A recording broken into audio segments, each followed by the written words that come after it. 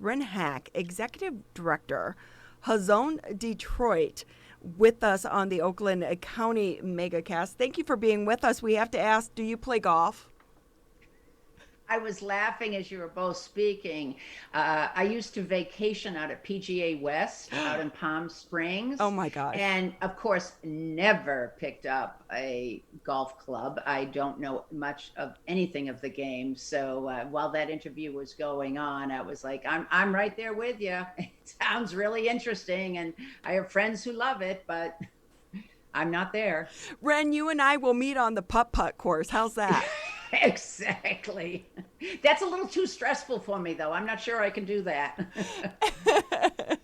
Uh, Thank you for being with us, though. We appreciate your time, non-golfers alike. Let's just start off. Could you tell us a little bit about your organization? You guys are doing incredible things here in Metro Detroit. Thank you so much for what you're doing. But share with our listeners and viewers the background. Thank you. So, we are a national nonprofit Jewish organization that works in environmental sustainability.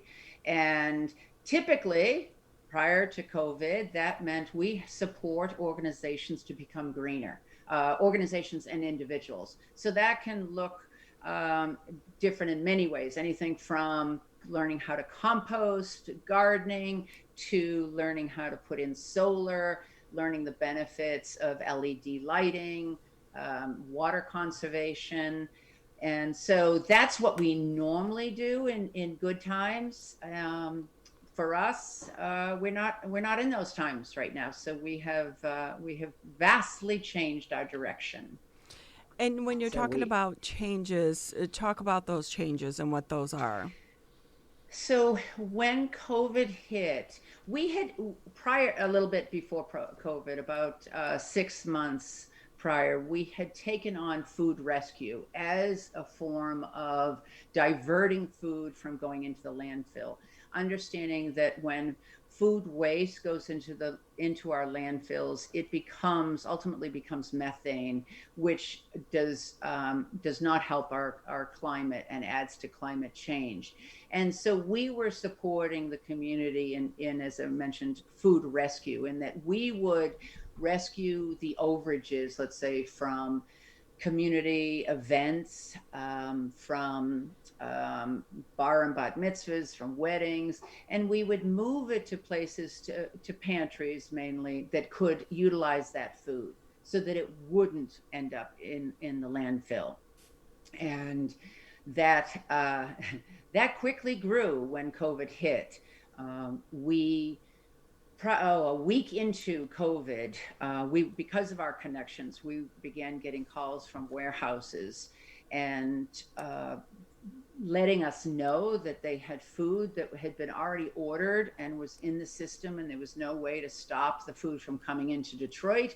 Yet, unfortunately, restaurants, hotels, schools could not take it. And so that was our first step in moving that food to pantries that could use it.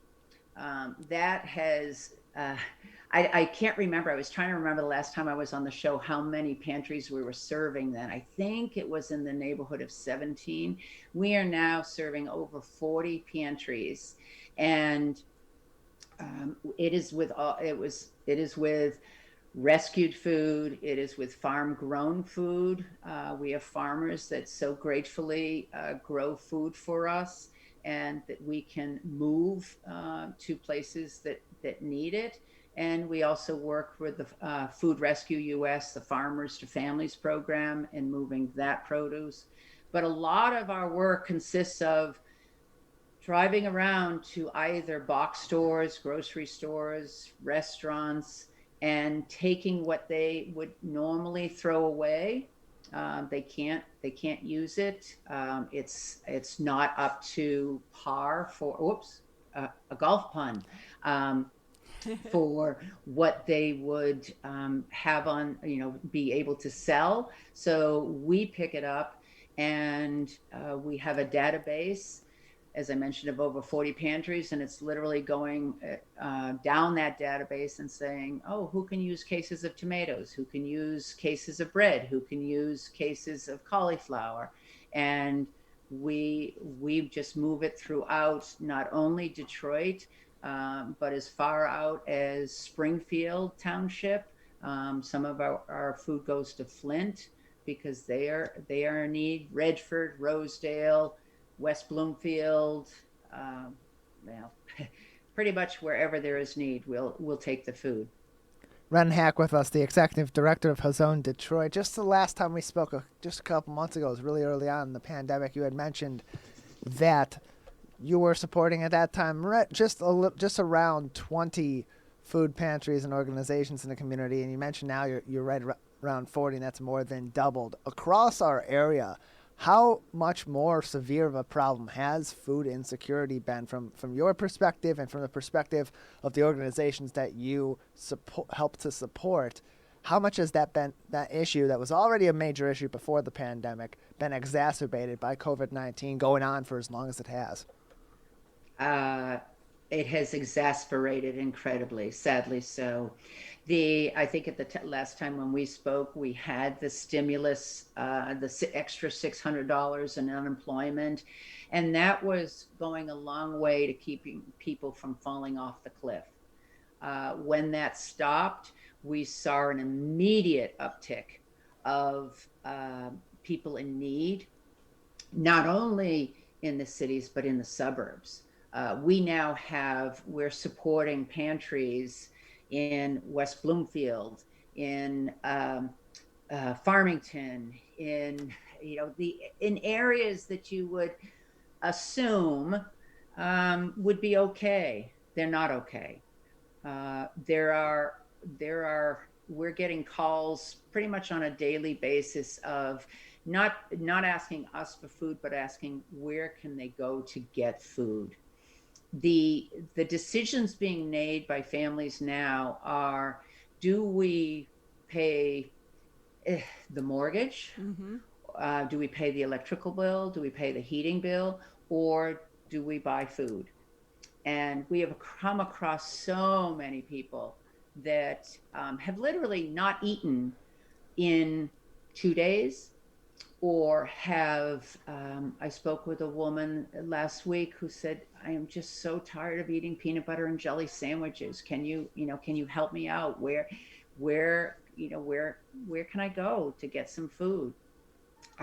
So it has really pushed the pantries and food banks that were in existence to their absolute maximum capacity. And on a good note, it has, from a grassroots efforts, created many pantries literally on people's front lawns.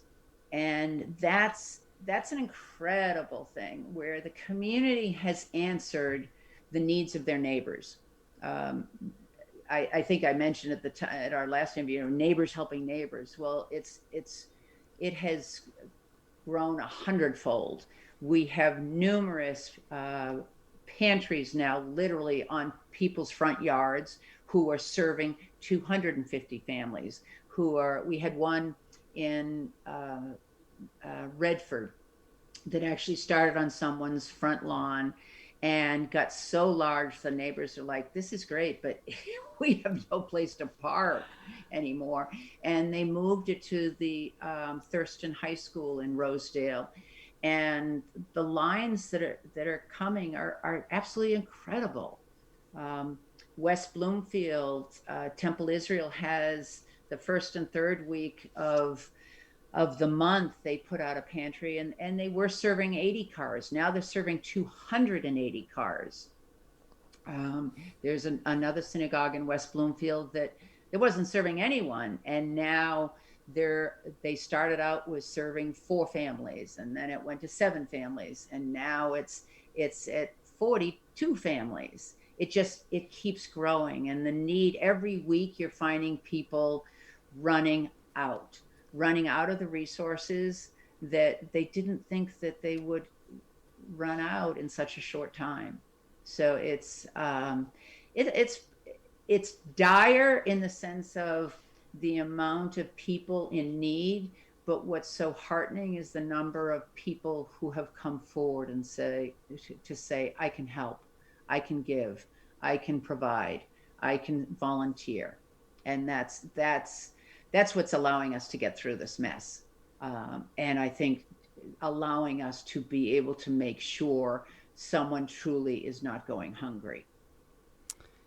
Wren Hack with us on the Oakland County MegaCast. She's the executive director of Hazon Detroit. And Wren, you wonder about these families that have swallowed their pride to be able to go get food. But it can be confusing as to where to go because, as you just mentioned, there are so many places offering these services now, but they don't know where to go or the times and the days to go. Is there one community calendar that puts this information together for the public in need? Yeah. Oakland County does put out a food pantry list. I'm afraid it's probably a bit outdated because of the need that's has arisen and the response to that. But what I would suggest to people is they call their local governments, their city governments, the township governments, and ask them. They also call, if they have a church, they call their church or synagogue and ask them, where can I go? And they also can easily, and we welcome it. Please call us. We, like I mentioned, we not only have a database of whom we serve, we also know who is out there, and we're constantly connecting people. And what we don't want is someone sitting at home, perhaps listening to this and saying, "Oh, I'll call maybe next week." Please don't go without.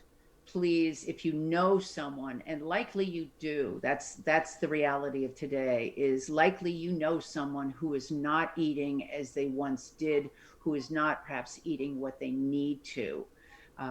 Nutrition is a key component to staying healthy during these crazy times. And if you know someone, please, put them in touch. I had 2 weeks ago, I had a friend of a friend call. I don't care who calls us. And I don't think anyone else does either. It's most important that we just get the resources out to people. And every week there are places popping up. And I think that's why, we can call Oakland County, certainly. They want to help. You can call the food banks. Hospitality House in Commerce is Oakland County's largest food bank. They certainly can be a resource to not only supporting people, but to also helping direct people. But if you just say like, oh, call me. I have no pride. I have no skin in this game. We are not here to, there is no money on our plate, so to speak. We're just trying to keep food from getting where it needs to go and staying away from the landfill, because we have the ability to feed. I believe we have the ability to feed everyone. It just takes work to move it around. And I love that you're mentioning that because, like you said, nutrition is key. I did a homeless retreat in Detroit, and bless the hearts of so many of the organizations that are trying to feed the needy in the city of Detroit, but it was very hard to find nutritious food. So now that these restaurants are stepping up and realizing they don't have to throw their food out, that they can donate it, but this food has a shelf life. So how are you able to mobilize to get it from point A to point B before that food spoils? Do you need more volunteers to make that happen? So we would love volunteer drivers. We literally I begin picking up at 7:30 in the morning. And by the end of the day, anything perishable is gone. Or if it's For instance, if it's meat, typically we pick it up. If it's frozen, we have places. Thankfully, the community has stepped up and provided us with walk-in freezers, walk-in coolers, storage place. We've had synagogues who've said, "Listen, we don't need our social hall. Take it." And we literally have pallets of non-perishable food stored there. We have a meat warehouse in Detroit that gave us the ability to store 10 pallets of frozen chicken to be able to help us get through the winter. But I have, I'm sitting at my home, but I just had two of three drivers who've already left with cars full to go. They will be going out to, I think, 7 different places, and I've already been to two places this morning. So it's a matter of getting the food and getting it out quickly, and that's where our database comes in. That's where we have one of our team's full-time job is logistics. She makes the calls. She finds out, she knows whether their pantry is open or not, what they are looking for, whether they can take the food, whether it's culturally appropriate.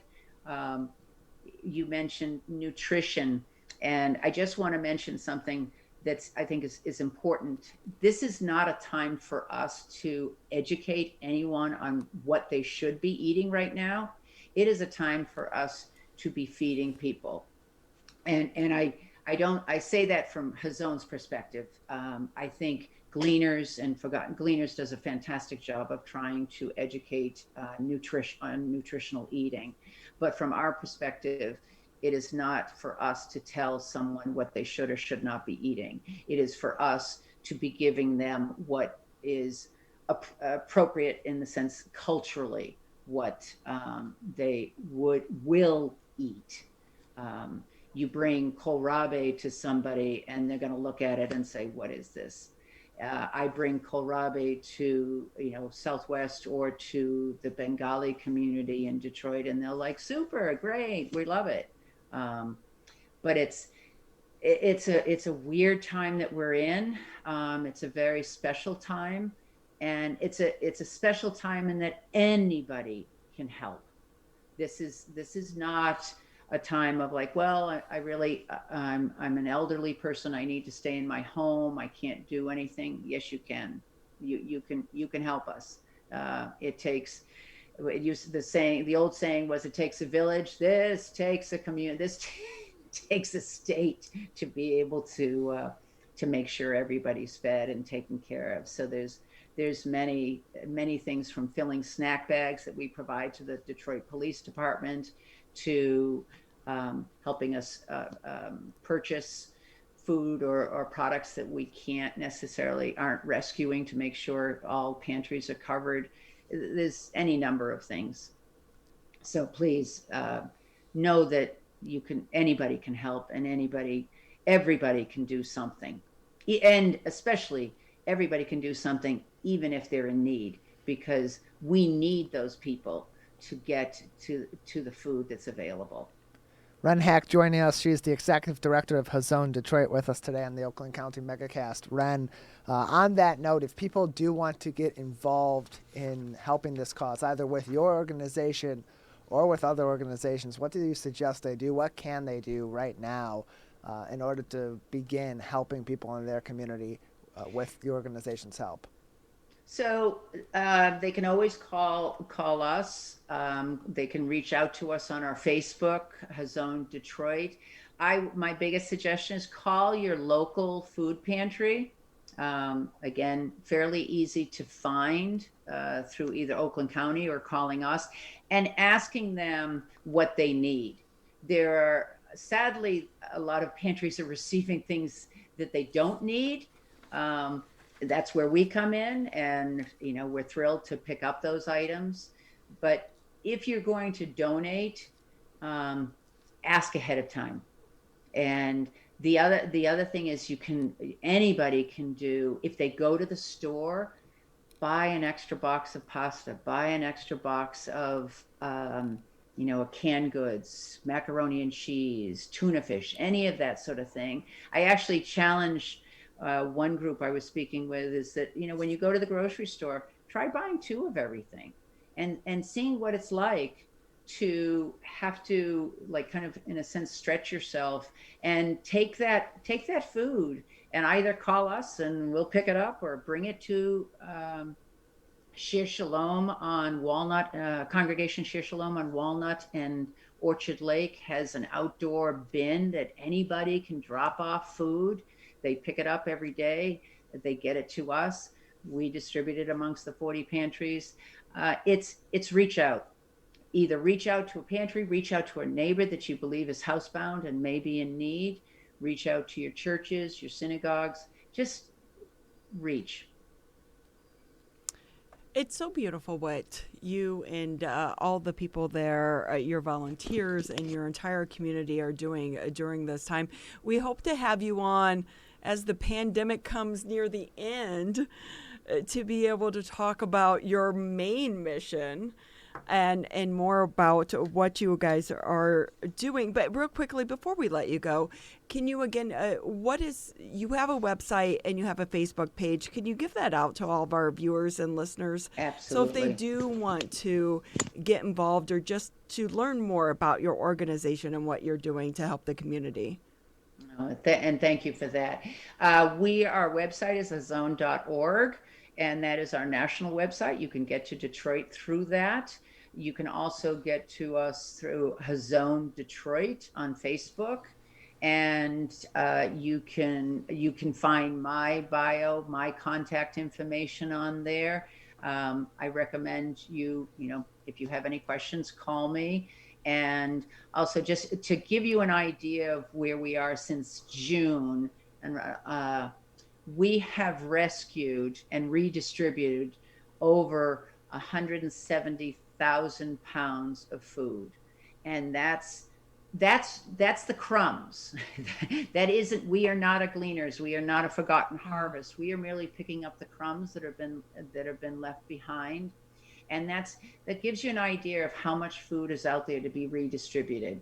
And we are thrilled to be a part of this. And my last note is, please don't forget our beautiful, beautiful earth and the fact that we do need to take care of it, even in this pandemic. So do what you can, whether it's to be, recycling, use what food you can utilize so that you're not wasting food, only buy what you need.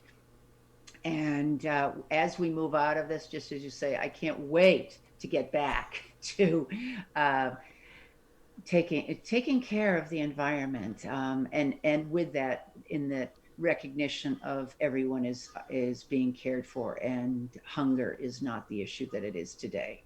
So thank you so much for having me, and I appreciate your time, and look forward to coming back. We all appreciate what you are doing as well. Wren Hack, Executive Director, Hazon Detroit. Please check them out.